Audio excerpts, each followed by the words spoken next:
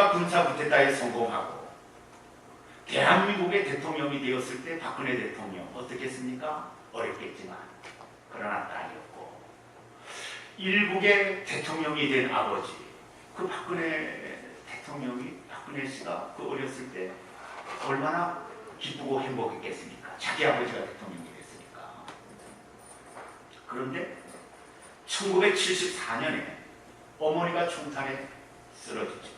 총탄에 그 자리에서 죽습니다. 1974년에 그런 일이 있은 후에 5년 후에 1979년에 아버지가 또 총탄에 쓰러지고 맙니다.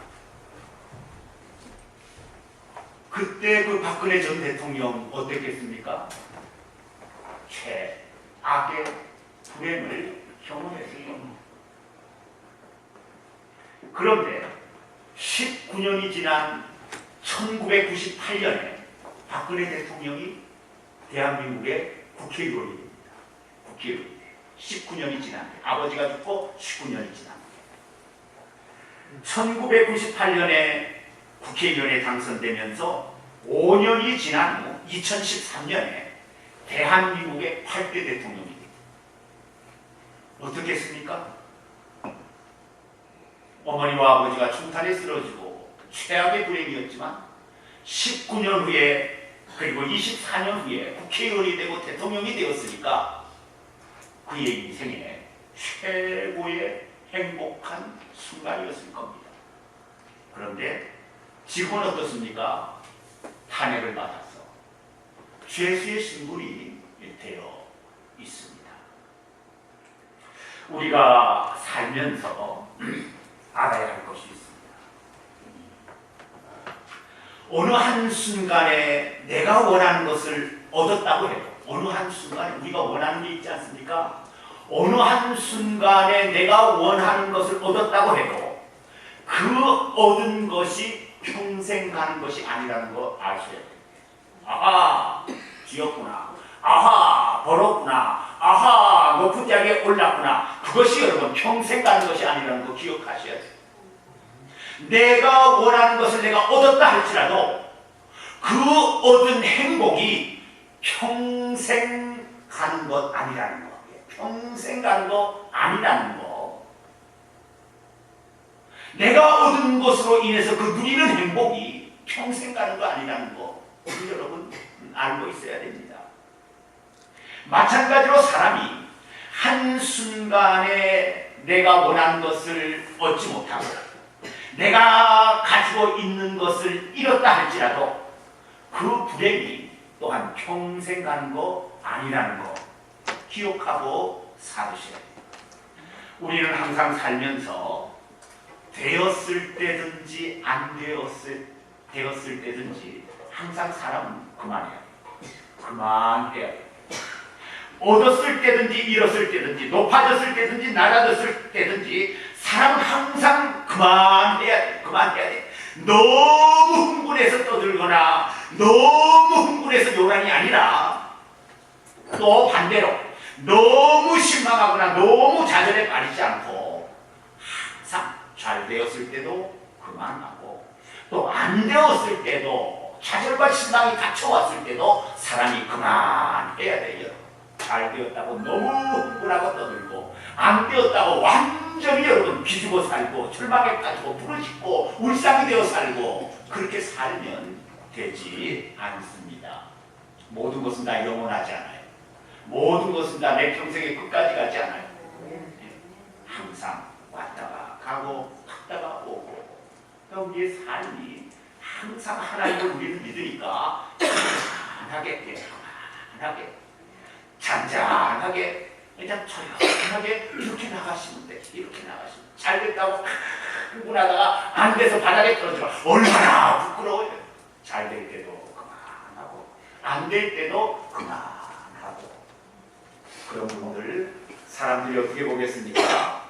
높게 봐요. 대단한 분이구나. 대단한 분이구나. 어떻게 자기의 삶을 저렇게 컨트롤할 수가 있을까? 컨트롤할 수 대단한 사람. 요즘 우리가 아는 트럼프 대통령 취임한 지 지금 7개월 되지 않았습니까? 1월 1일날 취임해서 7개월이 됐는데 TV 화면에 나타나는 트럼프 대통령을 보면 행복하지 않은 것 같아요. 행복하지 않은 것 같아요. 트럼프 대통령은 최고의 권세 자리에 있습니다. CIA 정복장도 말 한마디 그냥 잘려 나가야 돼요. 말 한마디에 그 자리에서 나가야 돼요. 지난주에 누구를 또 잘랐습니까? 특별 수석 보좌관인 배넌. 그 선거 때 그렇게 공을 세운 그 배는 말 한마디로 그냥 그 자리에서 수석의 자리에서 여러분 자리에 손 놓고 나와야 되세요. 그만큼 큰 권세 자리에 있습니다. 그러면서 이 트럼프 대통령은 재벌 아닙니까? 재벌. 엄청난 재벌이죠. 재벌이기 때문에 없는 거 없이 다 가지고 있는 분이 이분입니다. 권세 자리에 있고 재벌로 살아가고, 그런데도 TV에 나오는 모습을 보면 행복해 하지 않는 것을 봅니다. 얼마나 힘들겠습니까? 얼마나 말은 안 해도 얼마나 힘들겠습니까? 지금 탄핵 얘기까지도 이렇게 나오니까. 우리 박근혜 전 대통령과 현 트럼프 대통령을 보면서 무엇이 행복인가 다시 한 번 더 생각해 보게 되었습니다. 무엇이 행복인가? 권자의 자리에 있고, 뭐 물질적으로 부족한 것이 없고, 사람들이 다 우러러보는 자리에, 그런데도 행복하지 못한 것을 보면서 무엇이 과연 행복인가? 무엇이 행복입니까? 돈을 많이 벌어서 가지면 행복입니까? 그럴 수 있겠죠. 명예와 권세를 많이 가지면 행복입니까? 그럴 수 있겠죠. 쾌락과 즐거움을 많이 누리면 행복입니까? 그럴 수 있겠죠. 건강하고 장수해서 오래 살면 행복입니까? 그럴 수도 있겠죠. 과연 무엇이 진정한 참된 행복인가? 5세기의 유명한 사상가인 보에티우스는 이렇게 말하였습니다. 정도를 벗어난 가련한 사람들, 얼마나 큰 무지함 때문에 잘못 가는가. 눈먼 사람들이 그러하듯 바라는 행복이 어디에 있는지 모르는구나. 사람들은 그것을 지상에서 찾고 있네. 어디 마음대로 부귀와 영화를 구하여 보아라. 큰 수고로 거짓 행복을 차지하고 나서야 비로소 참된 행복이 무엇인지 알게 되리라. 보에티우스는, 이 사람은 이 세상의 행복처럼 보이는 것이 행복이 아니라는 말씀입니다. 저것이 행복인가 하고 취해보면, 이 세상의 것을 취해보면 그것이 사람에게 참된 행복을 주지 못한다는 것이죠. 행복을 줄 것처럼 보여도 취해보면 사람에게 참된 행복을 주지 못한다. 이렇게 말을 하고 있습니다. 솔로몬도 전도서 1장에서 비슷한 말씀을 하고 있습니다. 헛되니 모든 것이 헛되도다. 해 아래서 수고하는 모든 수고가 사람에게 무엇이 유익한가? 모든 만물이 피곤하다는 것을 사람이 말로다 할 수는 없나니 눈은 보아도 족함이 없고 귀는 들어도 가득 차지 아니하는도다. 참 솔로몬 다 이렇게 가져본 사람이지만, 다 가져보고 누려보았지만 이 세상에서는 참된 행복이 없었다. 이 세상의 것에서는 참된 행복을 얻지 못했다. 솔로몬이 고백을 하고 있습니다. 사랑하는 여러분들에게 묻습니다. 무엇이 참된 행복입니까? 참된 행복이 있다면 어디에 그 참된 행복이 있는 겁니까? 그 참된 행복이 어디에 있는 줄 알았다면 어떻게 그 참된 행복을 얻을 수 있습니까? 참된 행복이 무엇입니까? 어디에 있습니까? 어떻게 얻었습니까? 대답은 하나예요. 대답은 하나입니다. 스크린 봅니다. 대답은 하나님과 그의 아들 예수 그리스도를 믿는 것에 행복이 있습니다. 믿으십니까? 하나님과 그의 아들 예수 그리스도를 믿는 거기에 인생에 참된 행복이 있어야 돼요.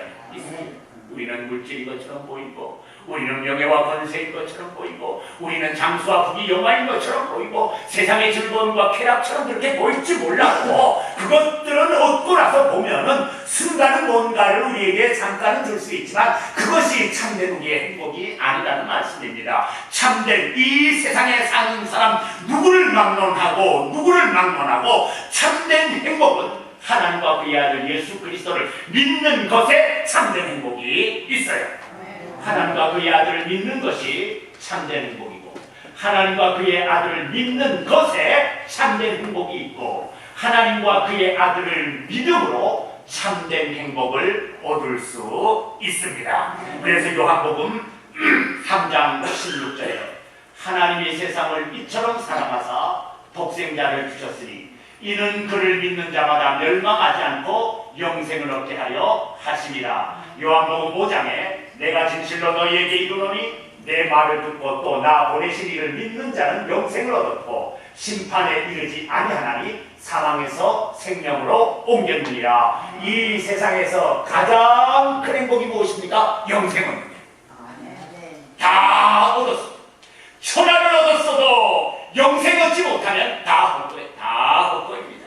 이 세상에 가장 사람에게 큰 행복은 무엇입니까? 하나님과 그리스도께서 믿음으로 말미암아 저와 여러분들에게 주시는 영생인 줄로 믿습니다. 이거 없이는, 이거 얻어 놓아야 그 사람의 삶에 참된 행복이, 영원한 행복이 보장이 됩니다. 그래서 하나님께서 그의 아들 예수 그리스도를 보내서 하나님과 예수 그리스도를 믿는 모든 사람들에게 하나님께서 영생을 주시기로 약속하셨고, 믿는 누구든지 영생을 얻는 축복을 하나님께서 주셨습니다. 세상의 어떤 것보다도 하나님과 예수 그리스도를 믿어 영생을 얻어내는 여러분들이 되시기를 주님의 이름으로 축원합니다. 다른 거 다 얻었어도 여러분 영생 얻지 못하면 내 삶은 헛된 삶이요, 결론은 인생 최종에는 불행이라는 새 점이 찍히게 되고 말 것입니다.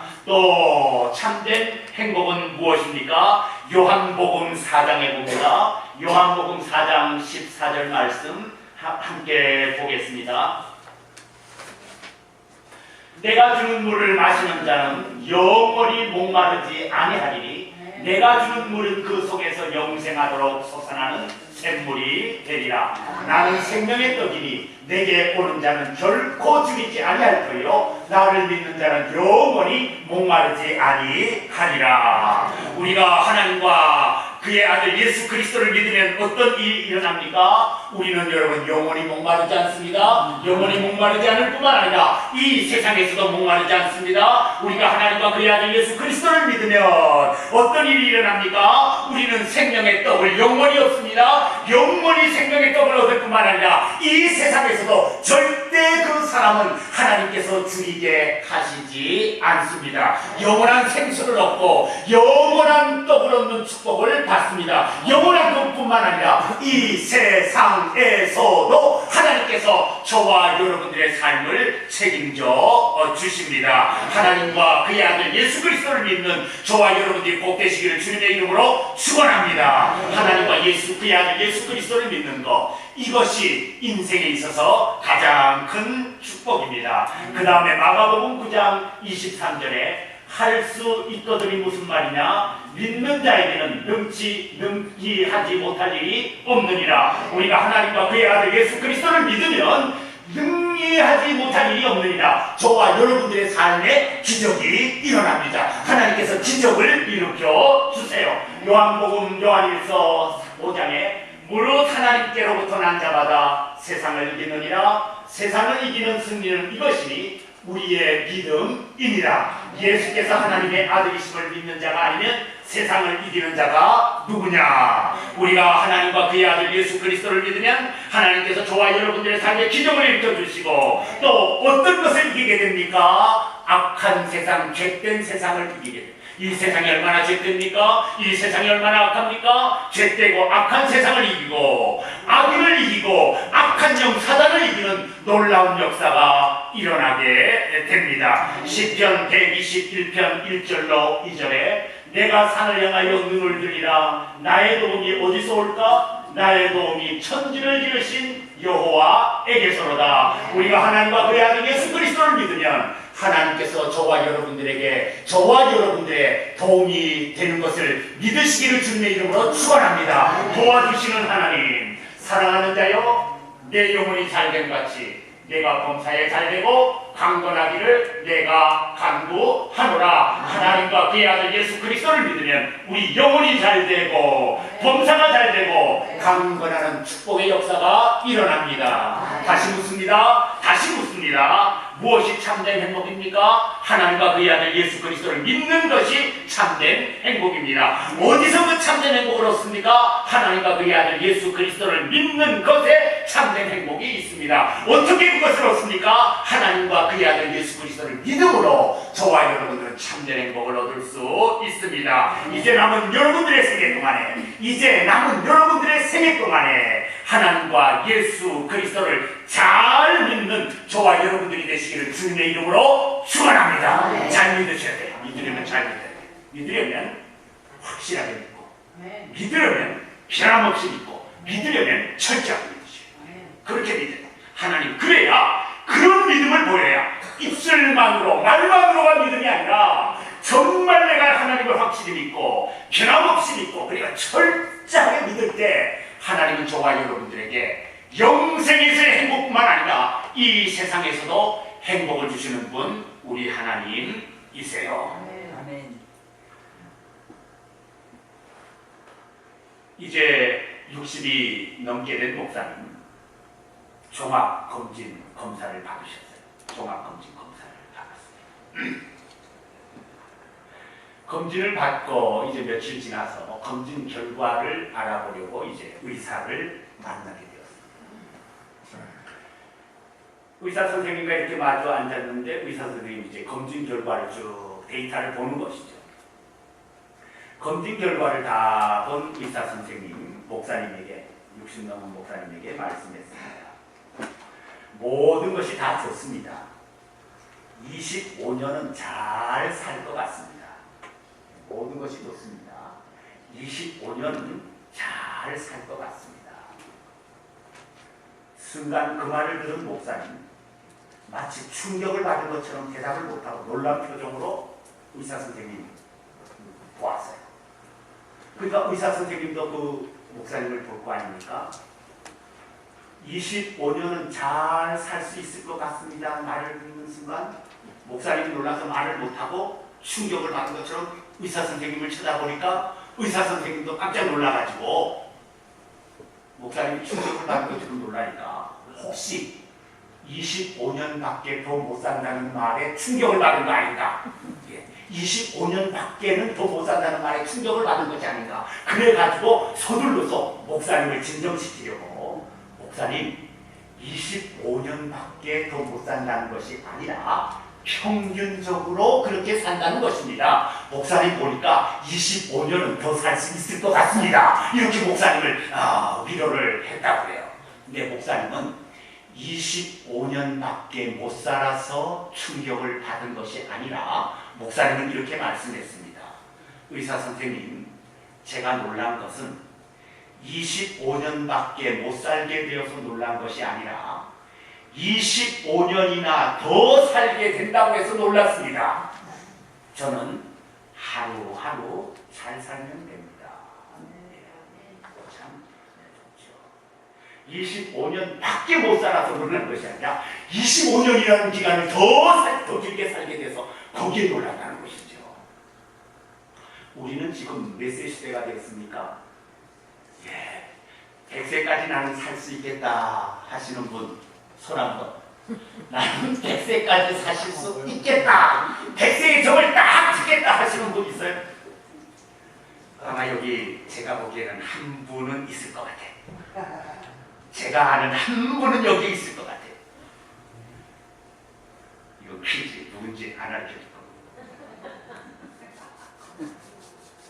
겁니다. 예전에는 50세, 60세 그러면 인생 가상물로 그렇게 알지 않았습니까? 그래서 60에 환갑을 하고 그러다가 이게 이제 모든 여건이나 환경과 의료가 좋아지면서 7, 80세까지는 이제 살 수 있겠다 그랬습니다. 얼마 전까지만 해도.